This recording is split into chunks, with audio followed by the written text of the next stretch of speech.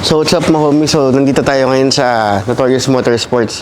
So ginawa namin tong trabaho na to 5 PM. Ngayon natapos kami ng 9:30. So 4 hours 30 minutes namin ginawa. So ang ginawa namin, itong Lexus na IS350, ginawa namin siya ng dual HKS chambered. So kung mapapansin nyo, V-engine to. So left and right, may mga flanges sila. Naglagay tayo ng X-pipe. Tapos ito na yung pinaka-exhaust system niya. So yung catalytic, hindi pa namin ginawa dahil pagbalik na lang daw, yun na lang daw muna yung itutuloy na lang daw ulit yung project na to. So as of the moment, X-pipe and dual chambered lang muna yung ginawa namin. Kasi gusto namin, tumunog ng rumble yung tunog. Lumabas yung pagka V engine niya.